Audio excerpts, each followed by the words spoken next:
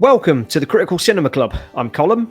I'm Sean. We've recently discussed films that we've seen in 2024, and we wanted to go further into this a bit more and list our definitive top 5 best films of 2024. Sean, if you want to get the ball rolling on this, what is in at number 5?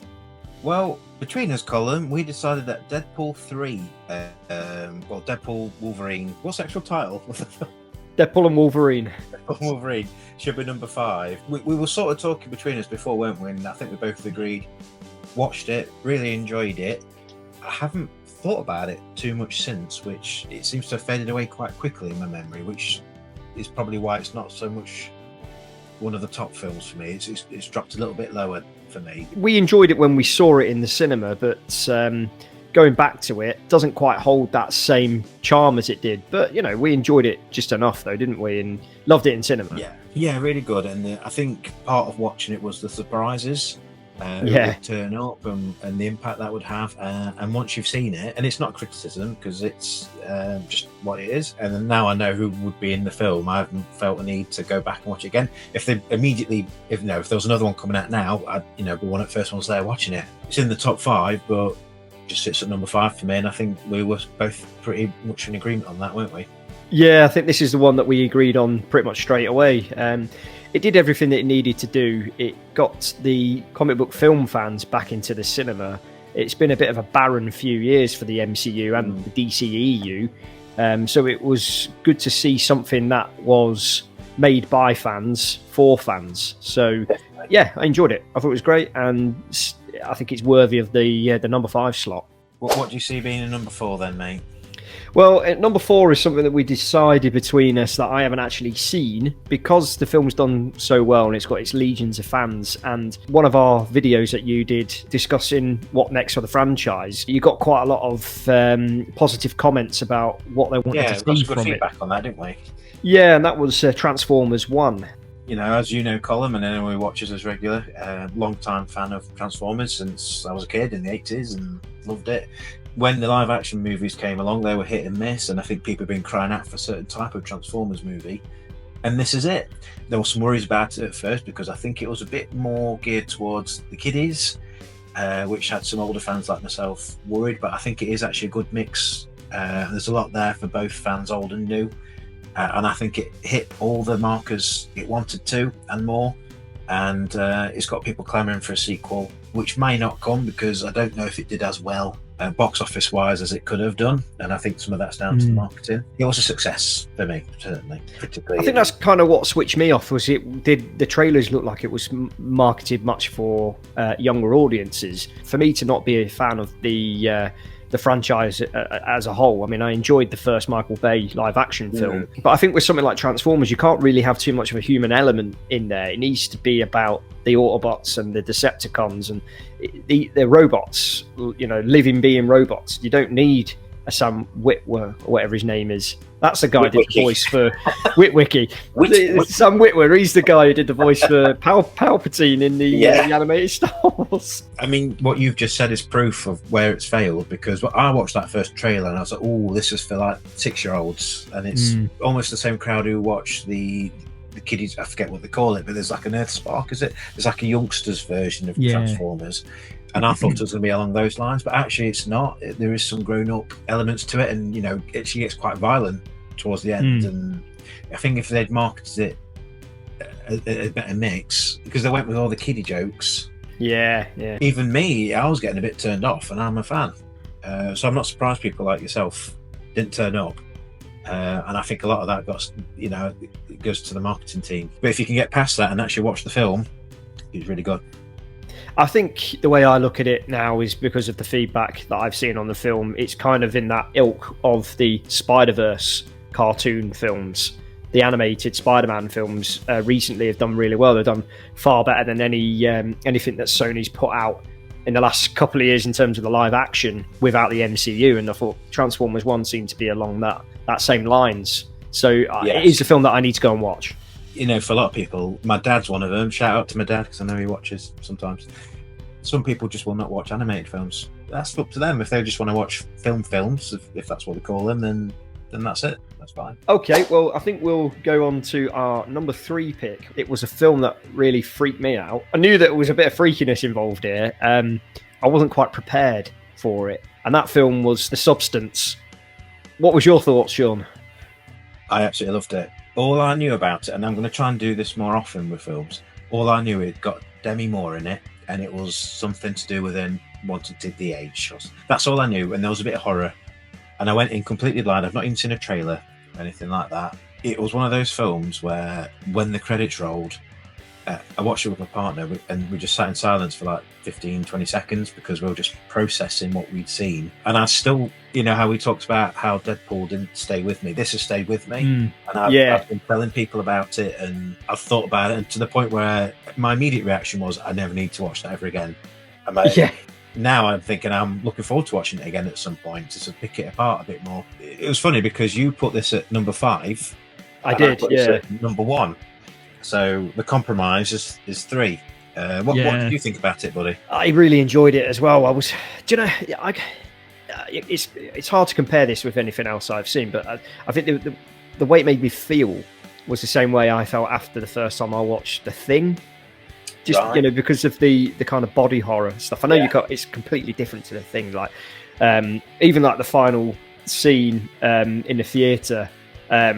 It was like the grotesqueness of it. It's just so visceral as well. It is, and it's intended to evoke more than just a bit of. It's supposed to evoke kind of several emotions at the same time, to the point where it's hard to kind of put your finger on how it made you feel. It freaked me out at the same time. I thought it was incredibly clever. There's a lot of messaging kind of tucked away there. Some are on the nose and some are kind of hidden away, and it allows you to take away from it what you will.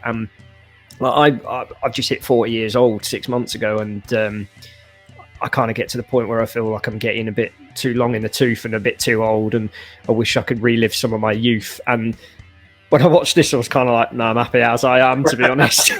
But I think that was the key takeaway, because I was looking online about people's reactions, and this was the mark of a good film. It really got people having this discussion, this conversation about beauty standards, and a lot of people, like what you've just said, felt so much better about themselves because I think it helps that it's Demi Moore because she's a beautiful woman. As the film goes on, you actually think, you know what, you would go back to minute 1 in a second. Oh, absolutely. And I think you can kind of take away from it that the hidden messages in there, like I said, some are obvious and some are not. So there's obviously that consumerism, keeping up appearances, and I have to have the best of this, and I have to be seen to have the best of that. It kind of reminded me of a lot of the trash TV that's on at the moment, like Love Island and Married at First Sight, and about how people perceive themselves to look a certain way and be a certain person just because the camera's on them. And that is, Demi Moore's character. She kind of wanted to continue to see herself as she once was, and she didn't want to accept that she's aging. She's becoming a different person as a result of the aging process that happens to every single one of us. I think there's that kind of, like you say, visceral insertion that... Well, it's a bit like, you see these fading stars, and I'm sure there's a few people that would come to mind, but, people that go under extensive plastic surgery to try and look young. I think a bit of that in there as well. In a more extreme way. But I think it's a mark of good film that, we talked about Deadpool and it was all over in 2 minutes, but we're still talking about this film, aren't we? So I think that shows you there's a lot more to be said about it. You could almost do probably an entire video about The Substance. Yeah, and I think the other thing I took away from it as well, like kind of close this one out, is the fragility of life. You just have to accept that your end's going to come at some point, and you have to live your best life. But is living your best life it was very extreme in the film. But like you say, like people go off and they get plastic surgery or they get Botox, or they try to make themselves look as young as possible. But I think the messaging on that was you don't have to. You just have to be comfortable in your own skin. Yeah, which obviously she wasn't. No. And I think what scores this film major points as well is, getting a bit ahead of myself, but it's the only film on our list that's not like a franchise or a well-established IP. It's a film's film, if that makes sense. So it's an original story, never seen before, never going to be seen again. It's just the film, and that's all it'll ever be. A lot of risks were taken on it. I mean, Demi Moore put herself out there. Everyone involved in that film took a huge chance. That could easily have been garbage, but it was brilliant. It reminded me of like a David Cronenberg type of film, like the body horror. Very David Cronenberg-esque. You see a lot of people mention it and The Fly in the same sentence, don't you? Yeah, definitely. And it did feel unique on it. So it was, like you say, it was refreshing to see an original film that was, was really well directed. It looked great. Like the cinematography was excellent, tightly written. It, good pace to it as well, and kind of keeps your attention. So yeah, it's one of those which I can understand why you would put it as your number one, but the reason why I had it as my number 5 was because of the reaction, the way it made me feel at the time of watching. And when you think about it a little bit later on, you can kind of dissect it a bit more and let it sink. It's one of those ones you have to sleep on. Yeah, it was a little bit like it's like an experience really than watching a film, because it's a bit like, I liken it to like watching Fight Club, where that was more enjoyable in its own right, but it was something that might even change the way you perceive the world. And I think that's the mark of a very, very good film. And absolutely, it scored major points for me, and I was very, very glad I watched it. In at number 2 is a film that I have mentioned a few times on the channel. If you're familiar with the channel, you'll know that I didn't like it because of its constant callbacks and reliance upon what's been before and fan service. But I cannot deny its success, because it's reinvigorated the franchise to the point where I'm actually quite looking forward to seeing what's to come next, and that is Alien Romulus. And I know you really enjoyed this one, Sean. Yes, I would echo your sentiment there, because I think the last quarter of that film stops it becoming number 1, maybe, on the list, because up until the birth of the hybrid creature, it was doing really well. There was a couple of callbacks, they'd mixed sort of, it was like a remix between the ending of the first Alien film and the Alien Resurrection film, with another hybrid there. You've 90% through the movie nearly, or whatever, and why are you doing this now? And I've got to think it's a studio thing, or someone somewhere's dipped the finger in the pie, and I think the ending didn't land, and I think that it lost points for that, which is a real shame, because up until then it was doing really, really well. I really enjoyed the take on the crawly, what do you call the spidery things? Have they got a name? Oh, the facehuggers. Facehuggers. Yeah. Everything they did with that was great. Just at the finish line, it fell on its face a touch. Do you know what I would have preferred to have seen? I would prefer to have seen what happened before these people got onto the space station with the alien from the original film. And I know there's been a comic released, and there's a channel called Alien Theory who's gone into that comic, and I think that probably would have been a far better film than Alien Romulus actually turned out to be. But the reason why I've relented and agreed for it to be in the top 5, especially in at number 2, was because of its sheer popularity. It's done incredibly well. Fede Alvarez is an accomplished director, and he's one of these directors that if you let him do what he wants to do, he'll deliver. And I think for the most part, he did deliver in this film. But I think you could kind of see where the studio interference came in, and that is with the callbacks. Like the android didn't need to be an Ash android. It could have been any kind of android. For me, it just didn't seem to hit the right chord. If anything, I felt that it kind of soured. Like we've discussed this in another video about Ash being an android was the twist of the first film, and it kind of steps over that a little bit. But my biggest problem is that I don't want a backstory for the xenomorphs. I don't want to know where they came from. I didn't want to know what the space jockey was in Alien, and that was all spoiled in Prometheus and Alien Covenant. And for me, those films they shouldn't be canon. Their mystique, didn't they? Yeah, and I think the fear of the unknown also has to be that intrigue as to what are these things. And the fact that this film seems to exist along the lines of they're trying to engineer the facehuggers, and because it's set in between the first 2 films, they're trying to engineer these beings, but those beings are actually already out there still anyway. on LV426, LV427, the planet from the first one and the second one. So for me, it was pointless that they even needed to do that. They could have just gone and found some eggs on the planet where they sent the Nostromo in the first place. So I felt that it was very fan servicey, but at the same time it had that right atmosphere. Like the first third had me gripped. It had me wondering what's gonna happen. Something's going to jump out around the next corner. But now, for me, it kind of fell short. But it was a huge step in the right direction, though. Yes, which is what gets us some good points, because there was a lot of problems with it, but for the most part, it was a good Alien film. And we've talked about it before, but Prometheus and what was the one? Alien Covenant. They were missteps, I thought. Too far into the other way. This brought it back to basics, and I'm excited. When I was watching this film, I was thinking I'm looking forward to the next one, because I think the next one's going to be the really good one if they're bringing it back in this direction. Yeah, and I think it's got the right filmmaker on board on this one. So I think this is kind of like what The Force Awakens did for Star Wars, where it kind of got you back on board. Good analogy. Very much a fan servicey film, but now it's all about where they go with this. You cannot do what they did with Star Wars and give it to somebody completely different, not have a plan going forwards. For me, there's only so many stories you can tell within the Alien franchise, the Alien universe. It's months. It's limited, isn't it? Yeah.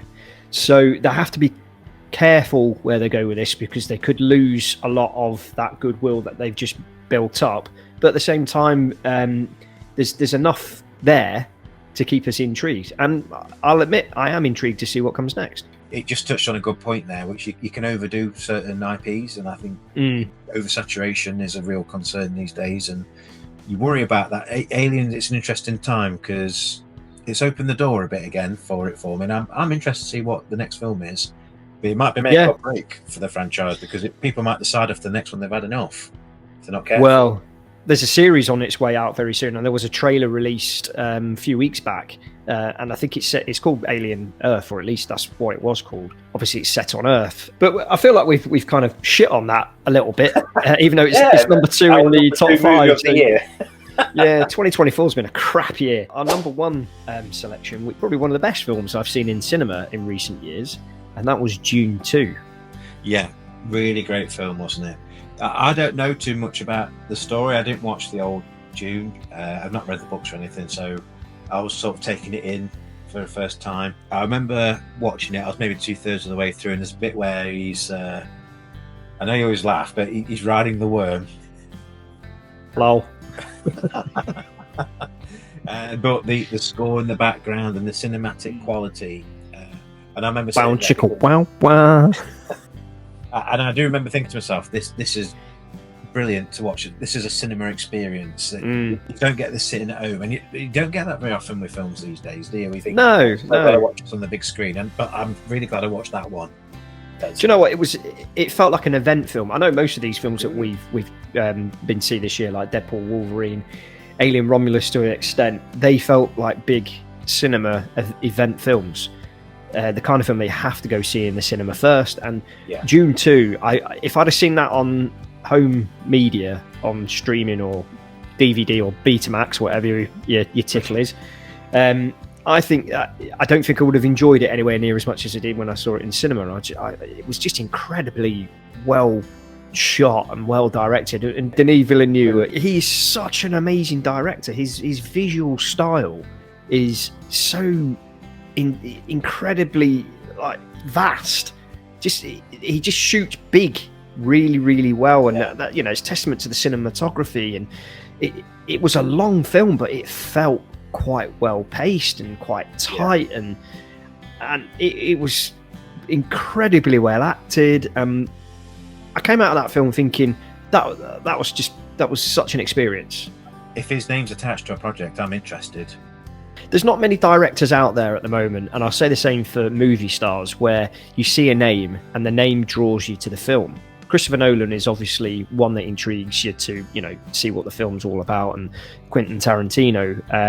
But I would argue that Denis Villeneuve is definitely one of those directors. Dune 2 was far and above the best film that I've seen this year, and I cannot wait to see what happens next because I haven't read the books. And I know there's a series that's currently on Sky, or in America, I think it's on HBO Max or it's on Sky Atlantic over here, is it? Sky Atlantic, yeah. And I kind of put off by going to watch that because I don't want it to take anything away from the first two Dune films, even though it's set a couple of hundred years in the past. I'm not really too sure, but also it's just there's so many shows out there.